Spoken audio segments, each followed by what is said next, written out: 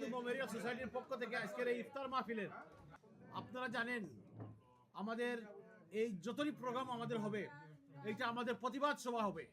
আমাদের নেত্রী আমাদের বাংলাদেশে যতদিন আসেন নাই যতদিন পর্যন্ত আমাদের কাজ আমরা চালিয়ে যাব বঙ্গবন্ধু মেমোরিয়াল সোসাইটির পক্ষ থেকে। আর আপনারা সবাই জানেন আজ যারা বাংলাদেশে যারা এই দেশকে লুটে পুটে খাচ্ছে, আপনারা জানেন আমাদের নেত্রী আমেরিকা কেন জায়গা দিন নেই, কারণ আজকে যদি আমেরিকার কোনো বেস থাকতো আমাদের দেশে হয়তো নিশ্চয়ই ইরাকে আমাদের উপরে একটা বম্পিং কিন্তু করতো এটা।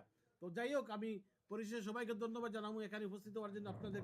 আমাদের প্রিয় নেত্রী প্রধানমন্ত্রী জননেত্রী শেখ হাসিনাকে ইন্ডিয়া থেকে বাংলাদেশে সসম্মানে নিয়ে যেতে পারি এবং আওয়ামী লীগের কার্যকলাপ আবার বাংলাদেশে অচিরেই প্রতিষ্ঠিত হোক এই আশাবাদ ব্যক্ত করে এবং আপনাদের সবাইকে আবারও ধন্যবাদ জানিয়ে এই এই ইফতার পার্টিতে আপনারা সবাই অংশগ্রহণ করেছেন। আপনারা সবাই ভালো থাকেন, সুস্থ থাকেন। জয় বাংলা, জয় বঙ্গবন্ধু। সবাইকে মাহে রমজানের শুভেচ্ছা। বঙ্গবন্ধু মেমোরিয়াল সোসাইটির পক্ষ থেকে আজকে এই ইফতার মাহফিলের যারা উপস্থিত হয়েছেন সবাইকে আমার ব্যক্তিগত পক্ষ থেকে ধন্যবাদ। জাতির পিতা বঙ্গবন্ধু শেখ মুজিবুর রহমান, বঙ্গবন্ধুর পরিবার, বঙ্গবন্ধুর দুই কন্যা মাননীয় নেত্রী বঙ্গবন্ধুর কন্যা শেখ রেহানাকে ওনাদের জন্য দোয়া করে হয়েছে এখানে, আমি ইমাম সাহেব দোয়া করেছেন এবং সমস্ত বিশ্বের যারা রোজা রেখেছেন সবার জন্য দোয়া হয়েছে। আমাদের পবিত্র মাতৃভূমি বাংলাদেশের জন্য দোয়া হয়েছে।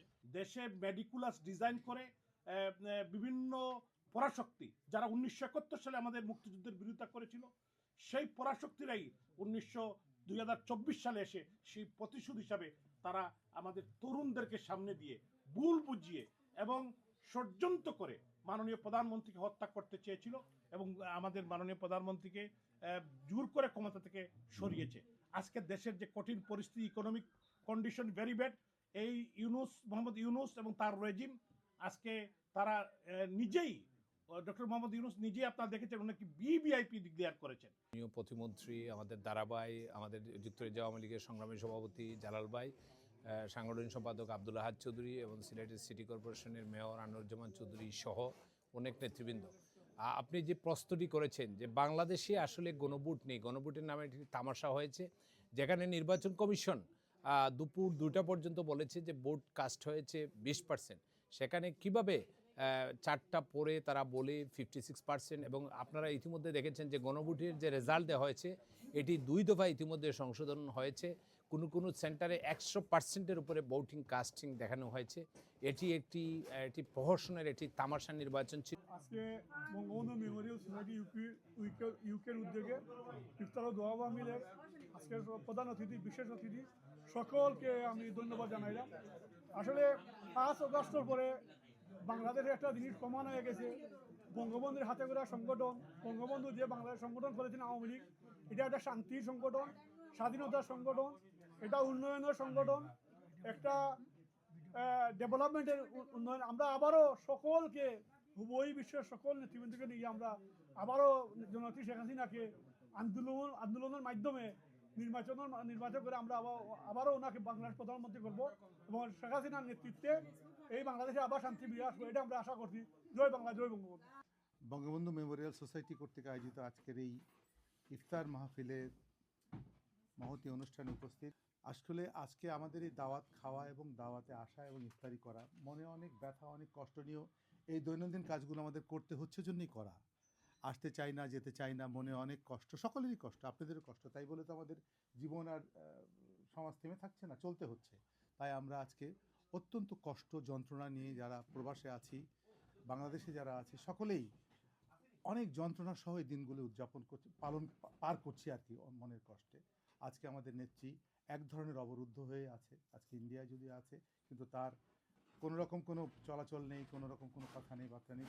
রিসেন্টলি আমার কিছু নেতৃবৃন্দ দেখা করে এসছে আপার সাথে, আপা তার মনোবল নিয়ে বেঁচে আছেন। আমরা আশা করি অতি শীঘ্রই উনি দেশে প্রত্যাবর্তন করবেন।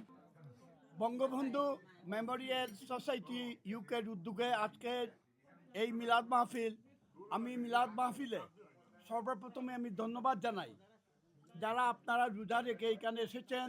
আমরা আজকের ইফতার মাহফিল আয়োজন করার উদ্দেশ্য হচ্ছে, প্রথম উদ্দেশ্য হচ্ছে আল্লাহর কাছে আমরা যাতে নিয়ামত পাই, আল্লাহর নিয়ামত, এবং বাংলাদেশে যেইভাবে অশান্ত বাংলাদেশ হয়েছে, বাংলাদেশকে ডক্টর ইউনূস যেইভাবে অরাজক রাষ্ট্রে নিয়ে যাচ্ছে, সেই রাষ্ট্রকে জাতির জনক বঙ্গবন্ধু শেখ মুজিবুর রহমান তিস্তক্য শহীদানদের রক্তর বিনিময়ে দেশকে স্বাধীন করেছিলেন। মাননীয় প্রধানমন্ত্রী জননেত্রী শেখ হাসিনার নেতৃত্বে উন্নয়নের জোয়ারে ভেসে গিয়েছিল। আজকে এই দেশ যাতে আবারও উন্নয়ন দিকে যায়, এইটাই আজকের মিলাদ, আমাদের ইফতার মাহফিলের দোয়া। আল্লাহ যেন আমাদের কবুল করেন, দেশে শান্তি ফিরে আসে। সবাইকে ধন্যবাদ। জয় বাংলা, জয় বঙ্গবন্ধু, জয় memorial trust, Bangabandhu memorial trust UK. Bangabandhu memorial society কর্তৃক আয়োজিত ইফতার পার্টি আজকে সবাইকে রমজানুল মোবারক। আমরা আজকে যুক্তরাজ্য আওয়ামী লীগের নেতৃবৃন্দ, আপনারা জানেন বাংলাদেশে গত 19 মাসে অসহনীয় একটি দুর্ব্যবস্থা এবং নির্যাতন হয়েছে আমাদের বাংলাদেশের আওয়ামী লীগের নেতৃবৃন্দের, কর্মীবৃন্দ, নেতৃবৃন্দের প্রতি। আমরা আশা করি বর্তমান সরকার এই সব অন্যায়, অবিচার এবং বাংলাদেশ এর মানুষের প্রতি যে নির্যাতন হয়েছে এটার প্রতিকার করবে এবং এই সব জঙ্গি সন্ত্রাসী যারা বাংলাদেশের প্রধান বিরোধী দলে, যে স্পেশালি জামাতে ইসলাম, তাদের সাথে কোনো সমঝোতার ভিত্তিতে নয়, একটি নৈতিক গণতান্ত্রিক পদ্ধতিতে বাংলাদেশি সরকার পরিচালনা করবে এবং বাংলাদেশ আওয়ামী লীগকে রাজনীতিতে পুনর্বাসনের ব্যবস্থা করবে ইনশাআল্লাহ। জয় বাংলা, জয় বঙ্গবন্ধু। বাংলাদেশে আজকে যে অবস্থা, সেখানে আমাদের কর্মী, আমাদের নেতারা কেউই বাড়িতে নেই, কেউই বাড়িতে ইফতার করতে পারছেন না। সেই জায়গায় আমরা এখানে ইফতার করতেছি এবং আপনারা জানেন যে আমরা কাদের কাছে বিচার দিব, যে সরকার এবং বিরোধী দল তারাই একটা সমঝোতার মাধ্যমে একটি সরকার করেছে। আমাদেরকে গভর্নমেন্টে না রেখে তারা ইলেকশনে আমাদেরকে অংশগ্রহণ করতে দেয়নি। আপনারা দেখেছেন ছোট্ট একটি জিনিস, ঢাকা 15 নির্বাচনে শফিকুর রহমান চৌধুরী সারাদিন নির্বাচনে দেখা গেল কি 127টি স্থানের মধ্যে, সেন্টারের মধ্যে 99টির মধ্যে 20,000 ভোটে সে পিছিয়ে ছিল। কিন্তু পরবর্তীতে মিল্টনকে দেখানো হলো যে আপনার সে 20,000 ভোটে ফেল করেছে। তো এই সামান্য সমীকরণে যদি আপনারা হিসাব করেন যে এই 28টি সেন্টারে কিভাবে 40,000 ভোট সে বেশি পায়, আসলে এইগুলা সমঝোতার সরকার আমরা মানি না, মানব না। অচিরেই আমরা জননেত্রী শেখ হাসিনাকে বাংলাদেশে নিয়ে আসব। জয় বাংলা, জয় বঙ্গবন্ধু।